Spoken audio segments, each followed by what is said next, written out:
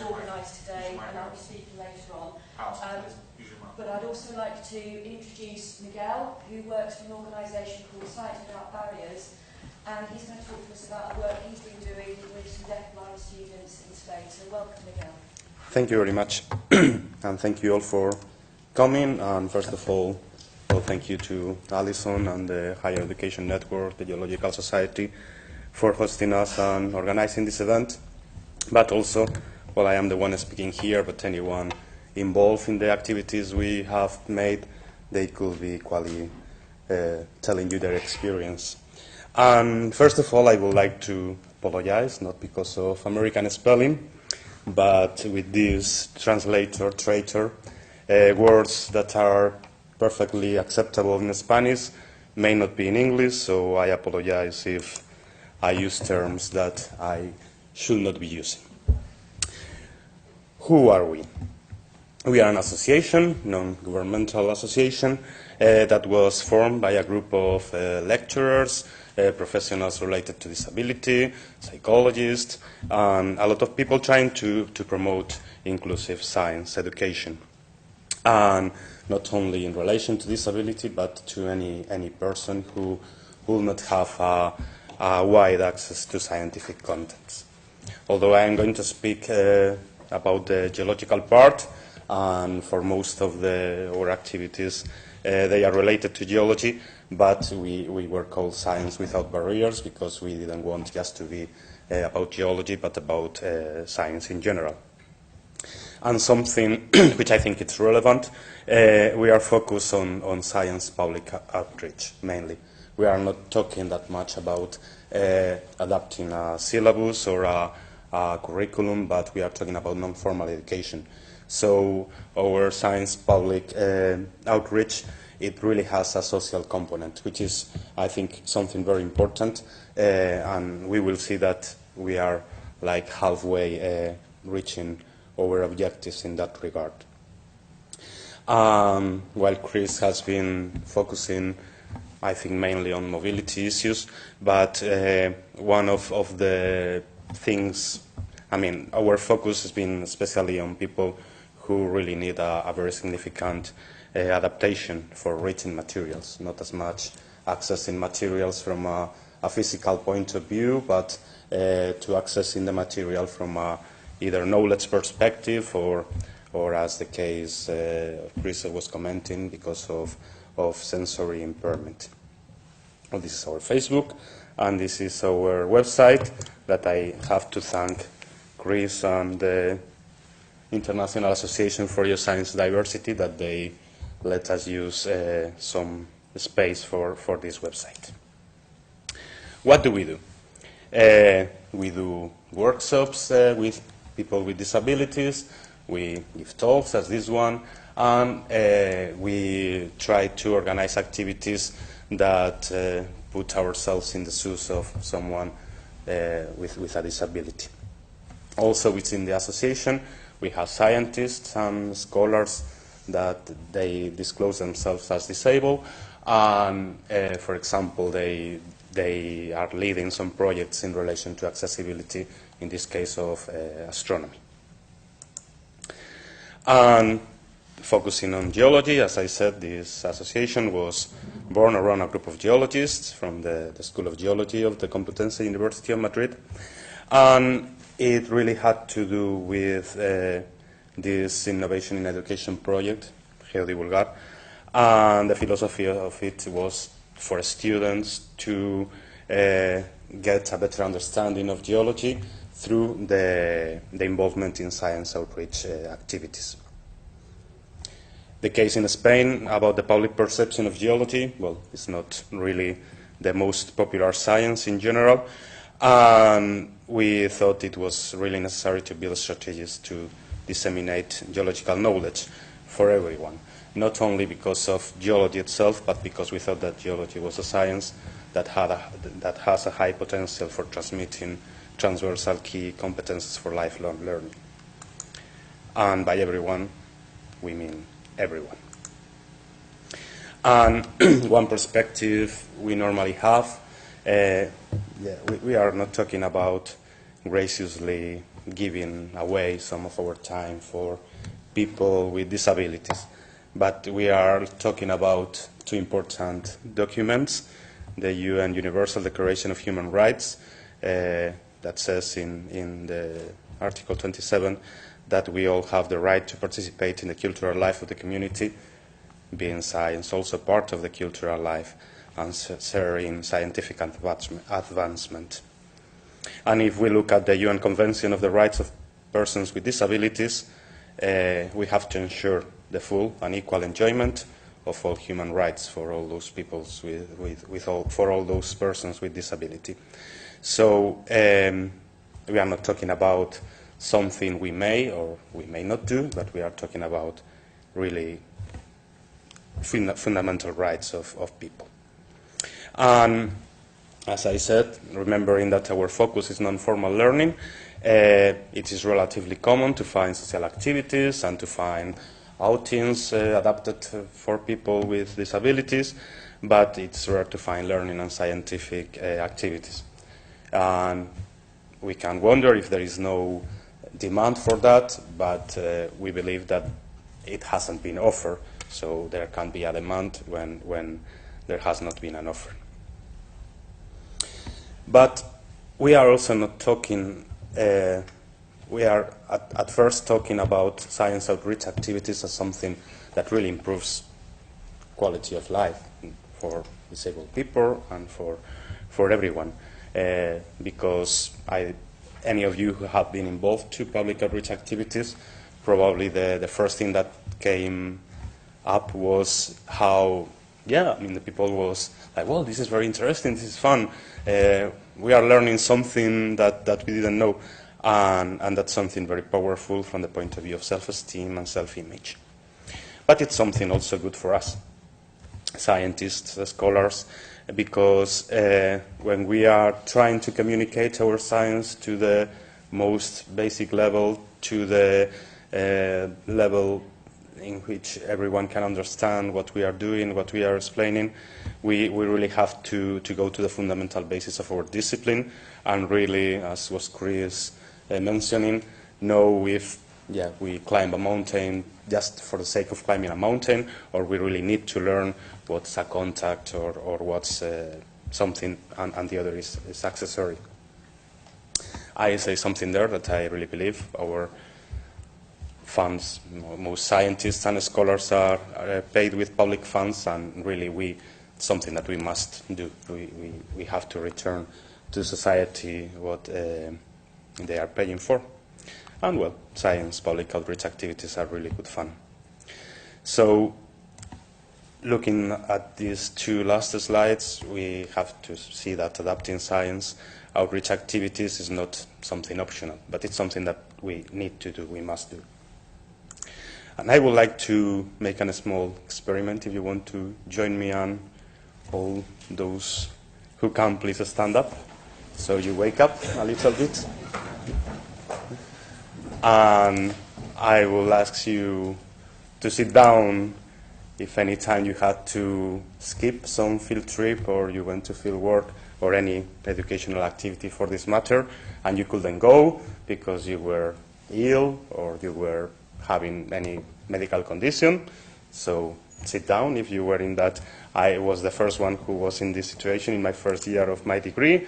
Or if you were in a field trip and you said, I can't go anymore, and you felt unwell, or you felt that you were losing your breath and you couldn't go anymore, or you could not attend to a demand field trip because, for example, you were pregnant, Chris, or something, the lecturer said, here you clearly see, and you look and look and look, and you don't know what's happening. And one devoted to me, you were listening for the first time to a common geological term in a language that is not yours, and you were, I remember the first time I heard quartz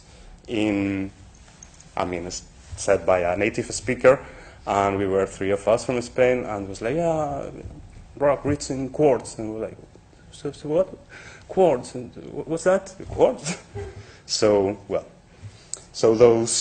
now you all can sit down, and Well, some of you really were lucky and you didn't need to have any adaptation, but to all this list, we could add that adapting fieldwork is not something for disabled people, but it's something we all benefit from it, from universal design for learning, because at some point in our life, we may not be officially disclosed as disabled persons, but as Chris was mentioning, nobody really wants to get up to a mountain just for the sake of doing that. Well, some people want to do it, but not the average student or average person.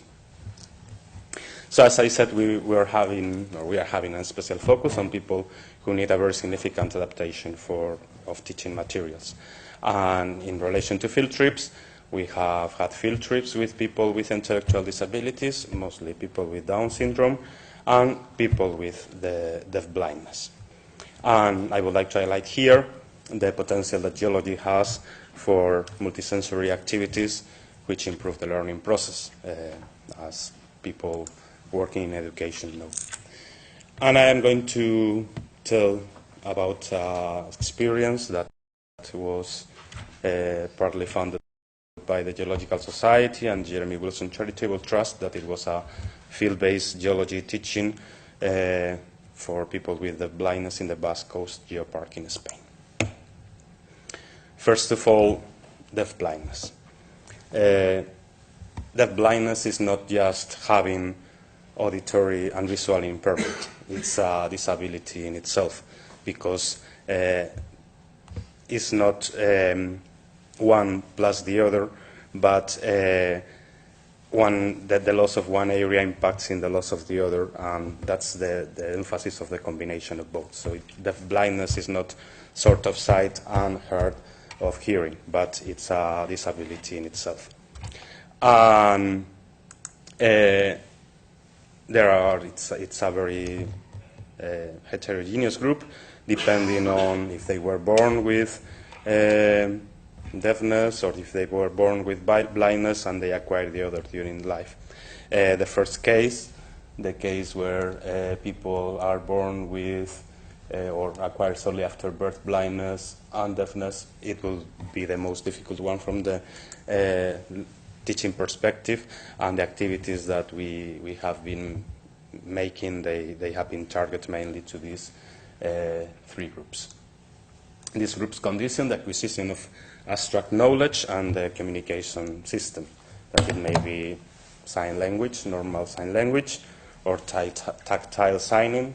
That will mean that I am speaking in sign language and the other person will put his or her hands on the top and feel what I am signing, or manual alphabets, which is signing on the palm of the hand. Before this experience I'm going to mention, we had organized some workshops where we found challenges both accessing information and acquiring abstract concepts. And basically most of the things we needed to do had to be deeply tactile and very basic in terms of introducing abstract concepts that, especially for those speaking sign language, they may not exist in their mother tongue, which is sign language. So going back to this trip, these were the aims that we wanted to have: to facilitate the access. That's the most important thing. Facilitating the access. Learning cannot take place if you don't have access to learning. And I am not talking about access, in this case, to the field site, but access to that material. And obviously to carry out some educational research on knowing how to improve field teaching in earth sciences when it needs adaptation to people with disabilities, and raise awareness on the reality of including people with disabilities on public awareness of science policies. And that's what we wanted them to learn. And we wanted them to understand sedimentation, to recognize sedimentary structures, and to recognize strata, and comprehend the concepts of geological time, extinction, limits, and also know about geoparks and global boundary strata type sections. So 16 of us, for people with blindness, for guide interpreters, for geologists, and for people from the general public attended to this field trip. And we went to Zumaya in the north of Spain. And we chose that because this geopark, it's really spectacular in many ways and very relevant. This is the boundary between the Cretaceous and the Paleogene, and many other things, but we chose it basically because of its accessibility and also because of its tactile accessibility. The turbiditic sediments allowed for the students to be able to touch strata, a lot of structures in a, let's say, in a very short space, something that you cannot do with a 50 meters strata. And they are crazy about their fish, and you can find menus in restaurants, shops, everything there in Zumaya is about the fish. And it's, as I said, very, very important from the point of view of specialist boundaries. That was one of the things that we wanted them to learn. So we had some preparatory workshops. Many times, as Chris was highlighting from his experience, many times what we need is not as much an adaptation of what you are doing in that moment, but to prepare materials beforehand. And that's something actually that we forget in relation to fieldworks many times, because we go directly to the field trip, and at the end we give a lecture in front of an outcrop. But people, when you see something for the first time, it takes more time to learn something that if you know exactly what you are going to see, you understand the concepts that you are going to explore in the field, in this case. And so when you are there, you are prepared, and you optimize that time of field work to actually do field work and not to explain what you would like them to see or to do. And that's something important when field work is not only when you adapt it for people with disabilities, but field work is expensive anyway. So, as we said, we had to prepare sensory materials for students to learn, for example, what was sedimentation, try to explain sedimentation to someone who cannot see or cannot hear. It's something very abstract that only by feeling what's sediment or sand falling on your hand, that when it falls vertical, all that sort of things you can really understand. And also mountains. For a person who has never perhaps been in a mountain, seen a mountain, it's really hard to understand that there can be mountains. So we prepared that material, and also rocks and trace fossils for them to touch them and to know before we really got into the field what they were going to see. And here you see, for example, the Han alphabet. So every time we were working like in groups of 3, a geologist, a guide interpreter, and the student. So there was this flow of information and adaptation as you were speaking, because most of the times the guide interpreter was saying to you, don't go through that road because, you have the challenge of the guide interpreter to understand what you are trying to say, so the guide interpreter can translate it in a way that the student can't understand, which is not just translate, but to adapt it. And as we were going to make turbidites, we prepared this very thick cold chocolate to put into a warm place with water and create a turbidite. So this water is warm, and when you add, yes, please play the video. When you add this, it it's a turbinating current that it's very cold, so they could feel the current going on their hands, and understanding that there was a current within the water, and also after felt the sedimentation and how this material was falling very quickly on their hands. So after learning about these concepts through these workshops, we actually went to the strata itself. And as I said, the work was structured in groups of 3, a geologist, a guide interpreter, and a student. One challenge in here is that the guide interpreters swap after half an hour, so the student don't get used to a certain interpreter. And also, it's physically demanding for the interpreters because you try to spell everything with your hand continuously, or speaking sign language with someone holding your hands down, so they need to change and have some rest. So, yeah, that was a specific challenge. And also, as we said, people without a background in geology and without any disclosed disability were attending to the field trip and getting to know the same material. I mean, we were not explaining to them specifically anything. They were receiving the explanations the person with the blindness was receiving. And this is, for example, sign language, tactile sign language.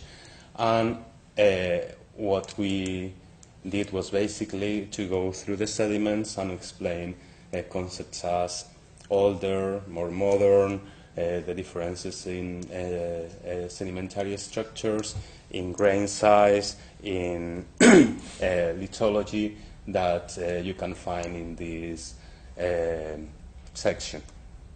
And as we said, the fact that the strata in this section are very thin was an advantage, because you really could, it's like when you browse CDs or things like this, to go and go through the history of this section with your fingers.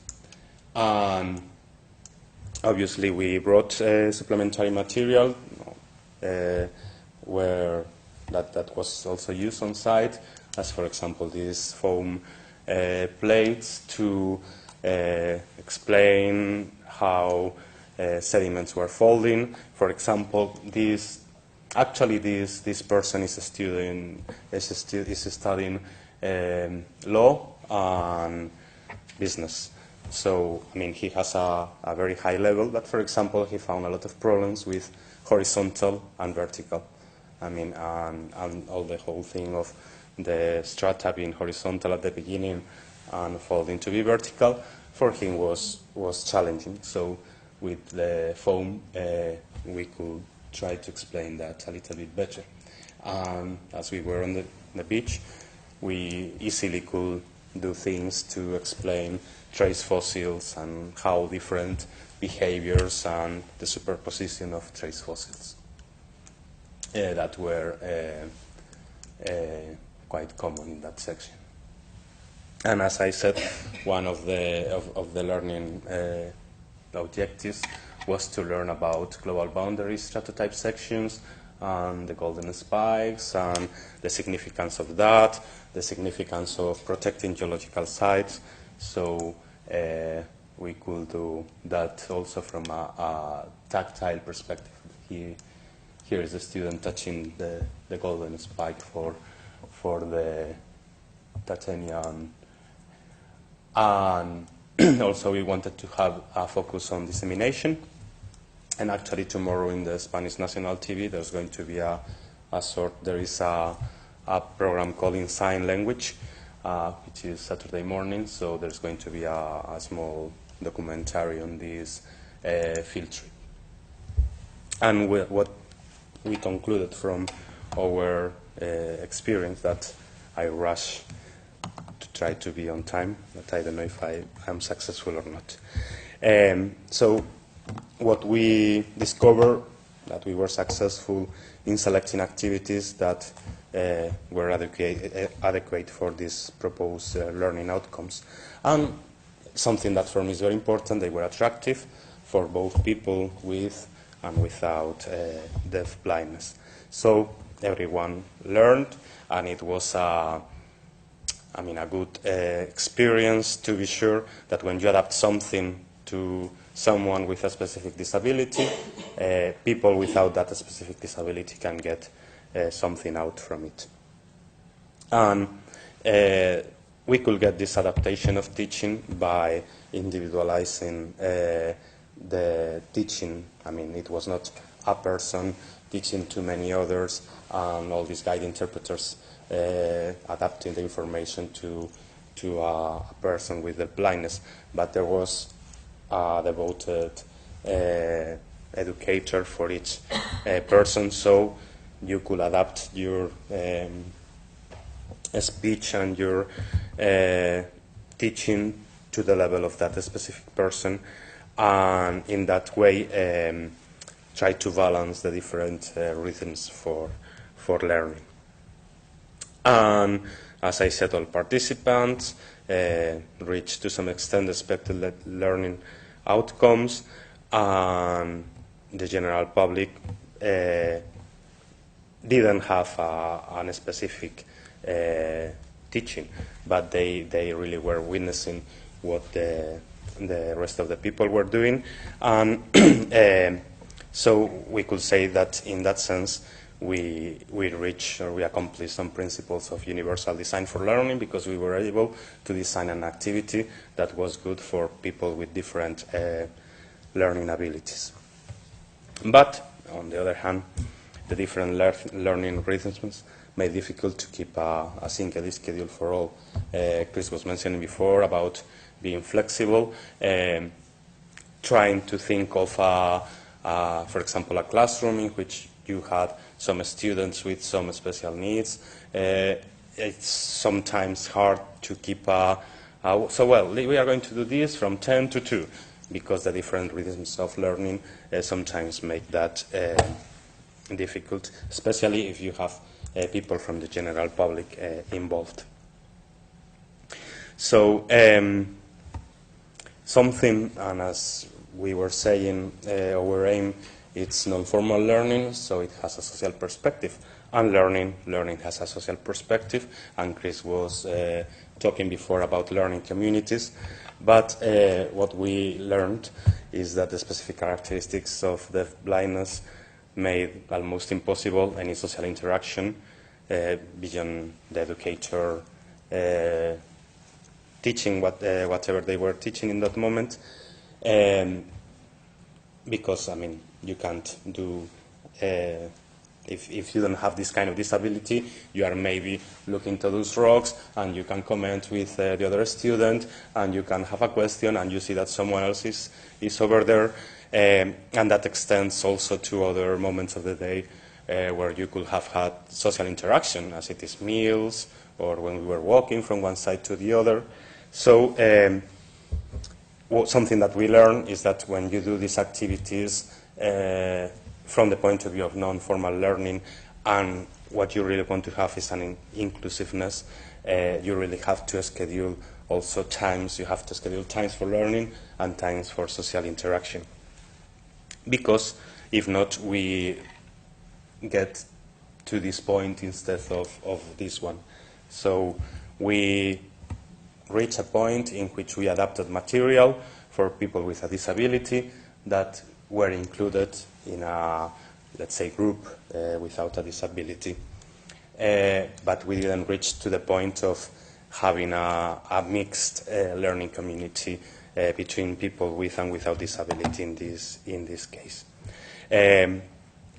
Because, and I will answer to the questions, or give my opinion to the questions given before, I think the disclosure of the disability is not as important as to know the requirements of that disability, not because of a thing of political correctness, but because, and that's, I think, a very big risk when speaking about these things, you don't know what the other person needs. And if you say, I have, I don't know, deafblindness.